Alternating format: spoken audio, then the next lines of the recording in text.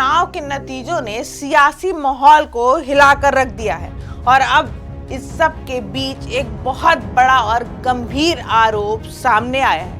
ममता बनर्जी ने सीधा निशाना साधा है भारतीय जनता पार्टी पर और कहा है कि 100 से ज्यादा सीटों पर लूट हुई है। बीजेपি এরা হচ্ছে দানবিক পার্টি 100টা সিট লুট করেছে 100 more than 100 seats they looted and cheated and this election commission is a BJP commission। जी हाँ, ममता बनर्जी का कहना है कि यह सिर्फ हार जीत का मामला नहीं है बल्कि डेमोक्रेसी पर सवाल है। उन्होंने कहा कि कई कॉन्स्टिट्यूएंसीज में वोटिंग प्रोसेस से लेकर काउंटिंग तक सब कुछ सस्पिशियस रहा। उनका आरोप है कि पोलिंग बूथ्स पर दबाव बनाया गया, अपोजिशन एजेंट्स को रोका गया और कुछ जगहों पर ईवीएम को लेकर भी लोगों ने शिकायतें की हैं। उन्होंने एक बहुत तीखा बयान देते हुए कहा कि ये जनता का मैंडेट नहीं, सिस्टम का मैनिपुलेशन है। अब सवाल यह उठता है कि अगर 100 से ज्यादा सीटों पर गड़बड़ हुई है तो क्या ये चुनाव सच में फ्री और फेयर थे?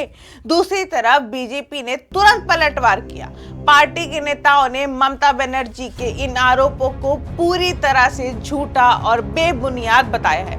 बीजेपी का कहना है कि ये बस हार की निराशा है।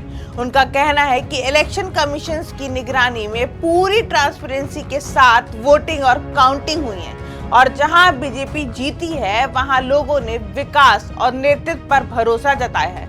अब इस सियासी जंग में सबसे बड़ा किरदार बनकर उभर रहा है इलेक्शन कमीशन। क्या इलेक्शन कमीशन इन आरोपों पर कोई नया एक्शन लेगा? क्या ममता बनर्जी अपने क्लेम्स के सपोर्ट में सॉलिड एविडेंस पेश करेंगी या फिर ये आरोप सिर्फ राजनीतिक बनकर रह जाएंगे? राजनीतिक एक्सपर्ट्स का कहना है कि इस तरह के आरोप आम नहीं होते।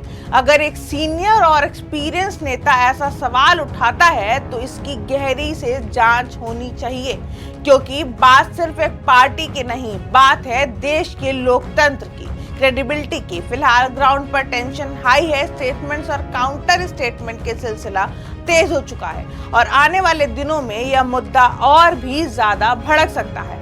तो क्या सच में 100 से ज्यादा सीटों पर लूट हुई या यह सिर्फ सियासी नैरेटिव का हिस्सा है? यह सवाल अभी भी बना हुआ है और देश इसका जवाब चाहता है। जंक्शन, खबरों का जंक्शन।